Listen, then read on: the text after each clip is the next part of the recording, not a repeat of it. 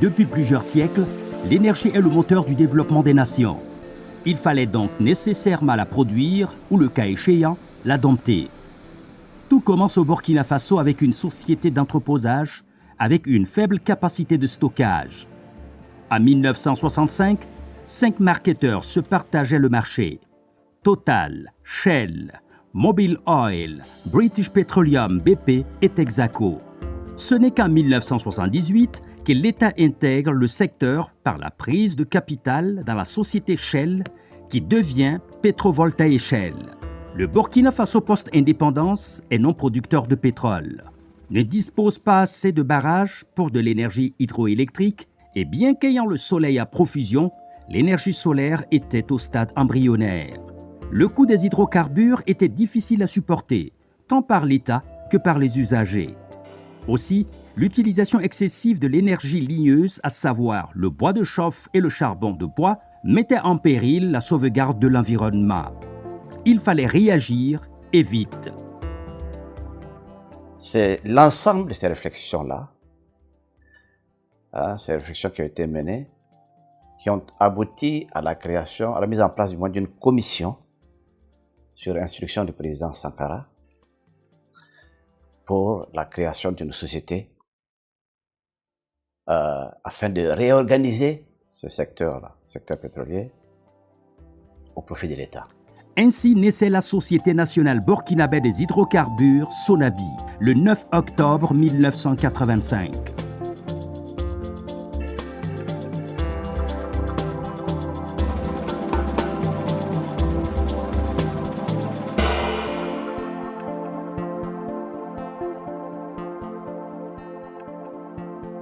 Le président Thomas Sankara donnera comme principale mission à Souley Mohamed et son équipe la maîtrise des importations pour réduire la facture pétrolière.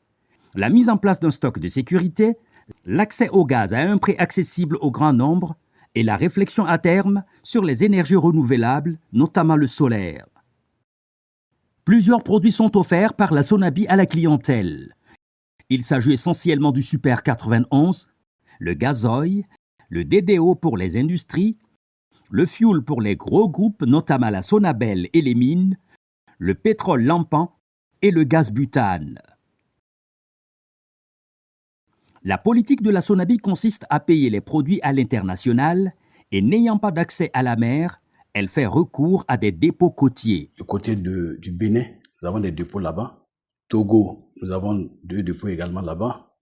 Au niveau du Téma, au Ghana, nous avons des dépôts. Donc, les adjudicataires des appels d'offres ou quelles que soient les offres, on les oriente dans ces dépôts avec un planning de livraison. Donc, tous ces produits-là sont réceptionnés dans ces différents dépôts-là, qui sont les dépôts de transit. Du côté de la Côte d'Ivoire, nous avons la geste aussi, mais ça prend uniquement les ventes qui proviennent de la cire. Avant leur réception dans les pays côtiers, les produits sont soumis à des tests de conformité et de certification avant leur chargement. La SONABI fait donc recours à plusieurs partenaires internationaux pour alimenter la chaîne d'approvisionnement. La SONABI était le premier client historique de Trafigura en Afrique de l'Ouest. Aujourd'hui, on livre plus de 800 000 tonnes de produits par an au Burkina Faso.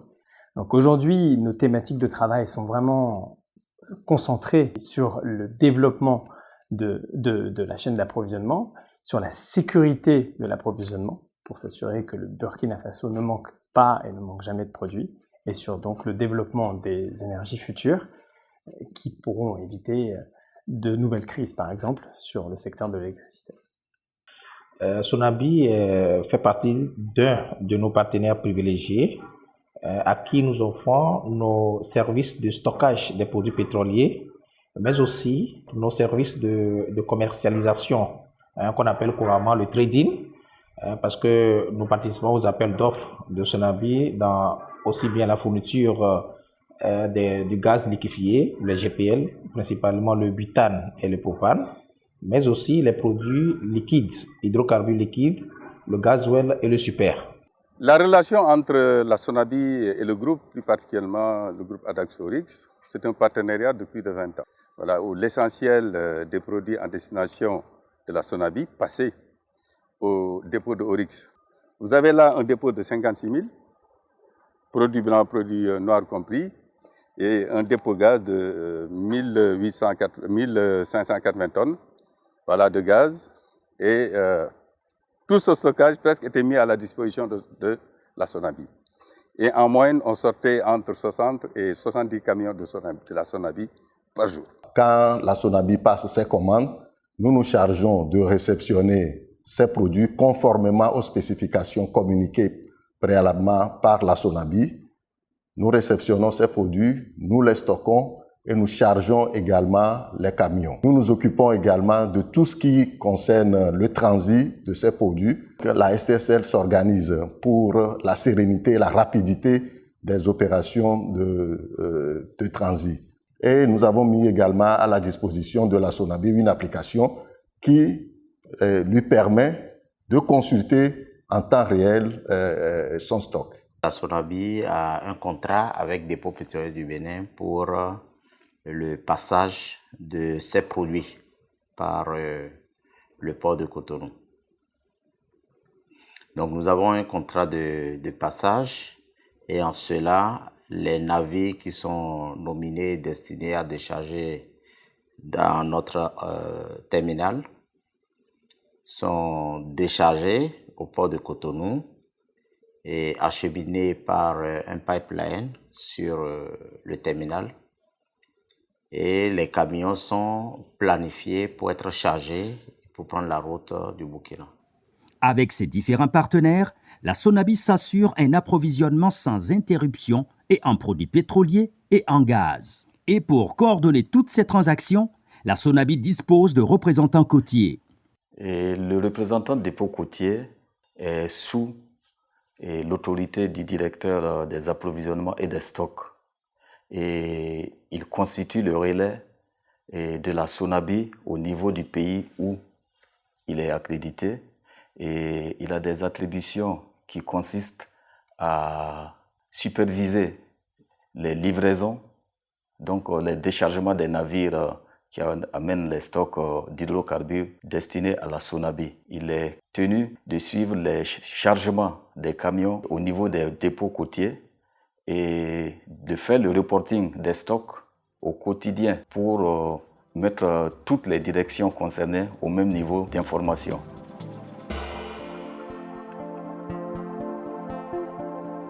Les différentes formalités d'entrée des produits au Burkina commencent par le transit.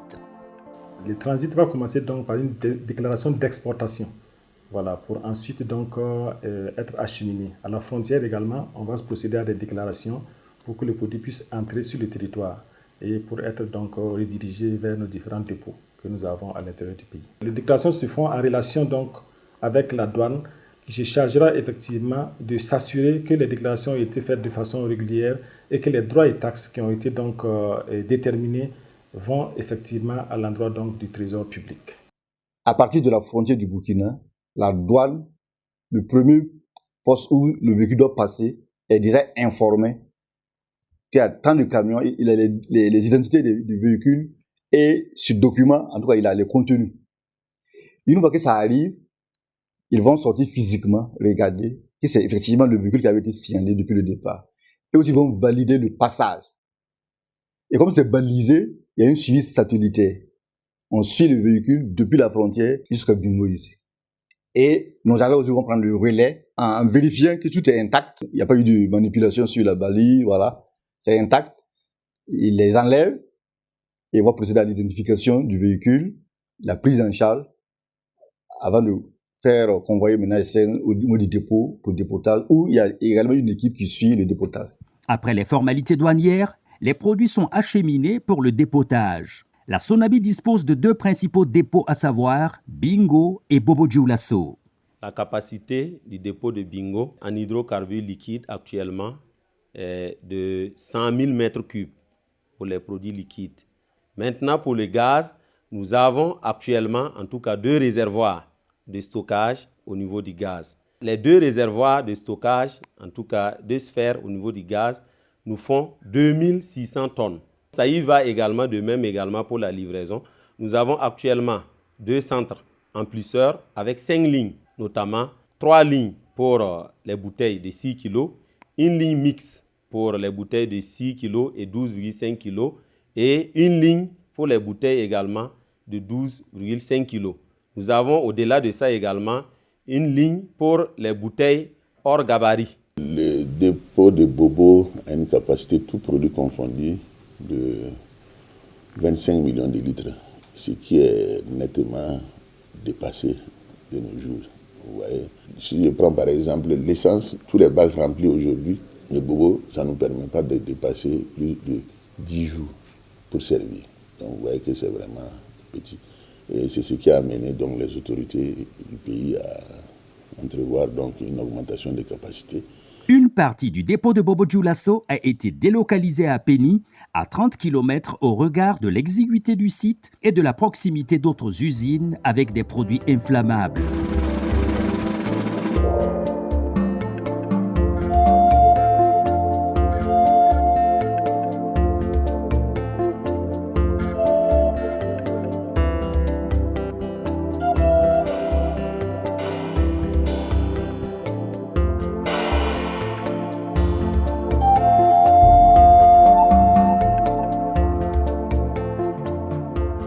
Les produits, une fois arrivés dans les dépôts, font encore l'objet de plusieurs contrôles. Le contrôle se fait à 3 niveaux, à travers en tout cas notre service laboratoire qui est sur place. Dès que le produit arrive, il y a un contrôle qui est fait avant bien sûr déchargement. Donc ça c'est le contrôle sommaire qui est souvent fait par les agents sur le terrain, habilités bien sûr par le responsable du laboratoire après une formation.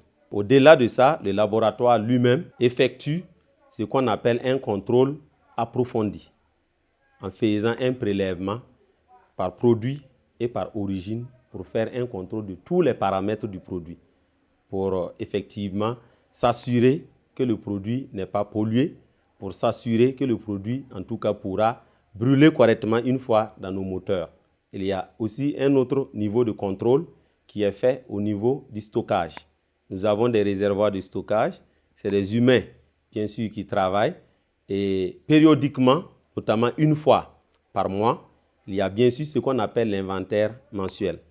Et c'est l'occasion aussi pour le laboratoire de pouvoir faire des prélèvements au niveau des différents réservoirs de stockage pour s'assurer de la qualité du produit au niveau de ces réservoirs-là. Maintenant pour la livraison, puisque c'est à travers les bacs qui contiennent le produit qu'on livre aux marketeurs pour la distribution en ville, là-bas, le contrôle est très renforcé. Notamment, ça se fait 3 fois par jour. Outre ces vérifications internes, la Sonabi travaille sous le contrôle de plusieurs institutions. Chargé de la sécurité industrielle des établissements classés, le BUMIGEB veille sur le respect de la réglementation industrielle des dépôts, assure la certification des bouteilles de gaz avant l'emplissage, pendant le cycle de la vie des bouteilles et se charge de les retirer lorsqu'elles ne sont plus conformes. Il assure aussi les barèmages des réservoirs d'hydrocarbures des camions-citernes. Quant à l'ABNORM, elle s'assure de la qualité et de la quantité des produits servis aux usagers. La collaboration que nous avons avec la Sonabi, c'est une collaboration de contrôle.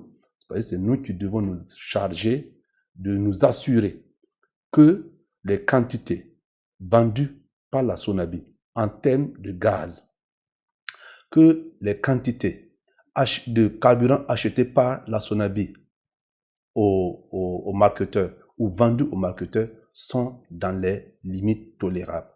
Donc, les instruments de mesure doivent être vérifiés et après la vérification, si un instrument de mesure n'est pas conforme, alors nous interdisons à la Sonabi son utilisation. Si l'instrument de mesure est conforme, alors nous l'autorisons à travers l'apposition d'une étiquette verte qui dit que l'instrument de mesure peut être utilisé. La Sonabi peut alors continuer à dérouler la chaîne de distribution. Quand les produits arrivent dans nos dépôts intérieurs, c'est la direction commerciale qui prend le relais pour passer les commandes, donc les clients. Donc quelqu'un qui veut être client de la Sonabi, il devrait d'abord satisfaire au texte réglementaire, avoir un agrément. Et l'agrément est délivré d'une part par le ministère de l'Énergie, des Mines et des Carrières et le ministère du Commerce. C'est un agrément conjoint.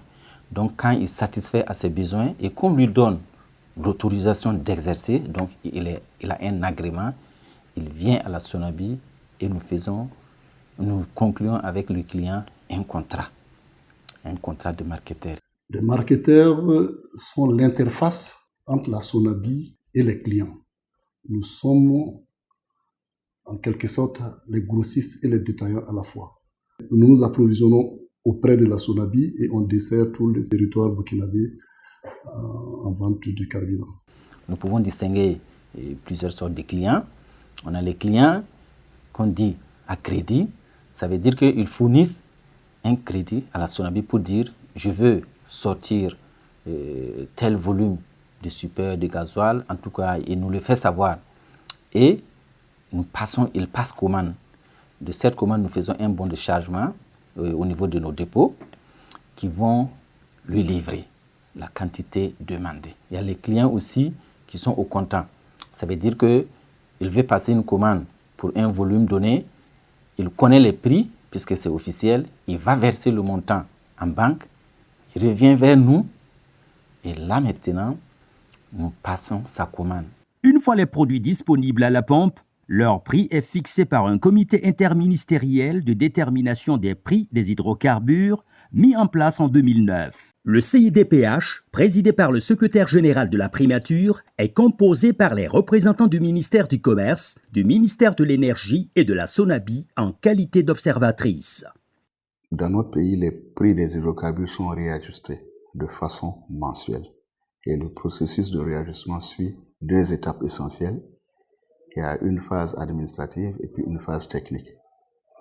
Pour la phase technique, il faut d'abord signaler que les prix des produits pétroliers que nous utilisons au Burkina ici dépendent essentiellement de deux facteurs qui sont exogènes à notre pays, notamment le cours du baril de Brent sur le marché international et le cours du dollar. Pour ce qui est des calculs, le CIDPH utilise les données du Platts. Le Platts, c'est une agence de cotation internationale qui est utilisée par tous les acteurs du marché pétrolier. De façon pratique, on utilise les cotations des 25 premiers jours du mois N pour déterminer les prix du mois N+1.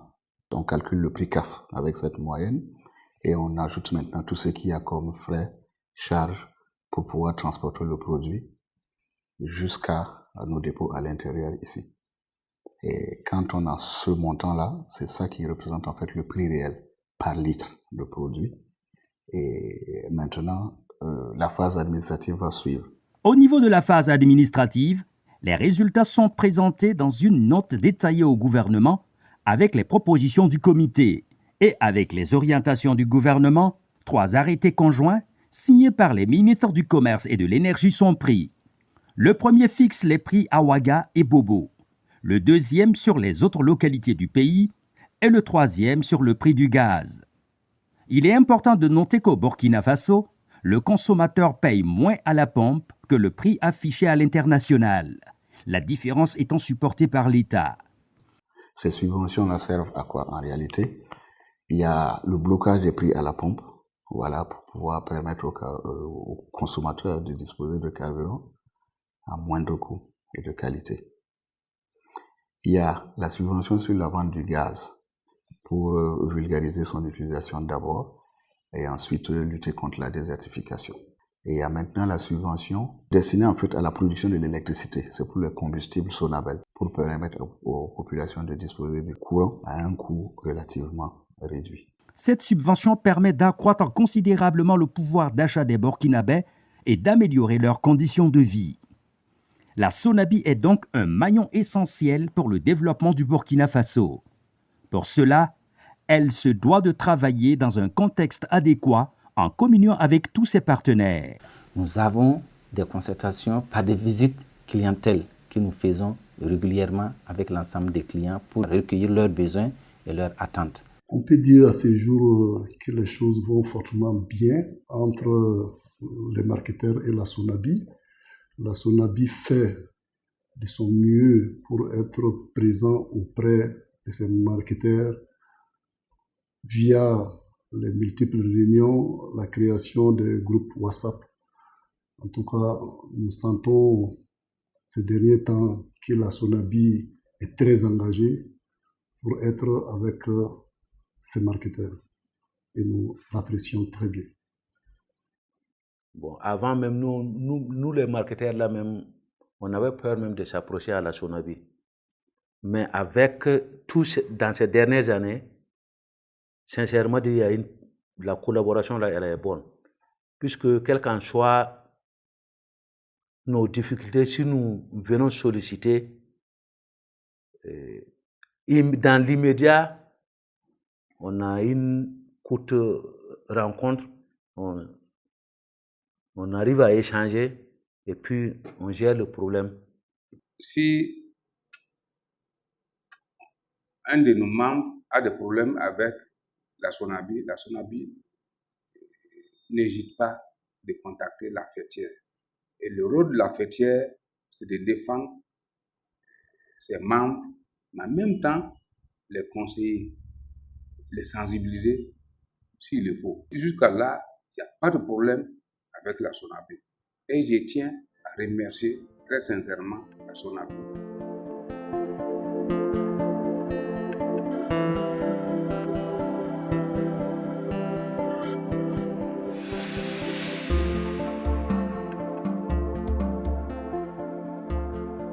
En plus d'une parfaite collaboration avec ses partenaires, la Sonabi s'est inscrite dans une quête permanente de l'excellence dans la délivrance des services à la clientèle.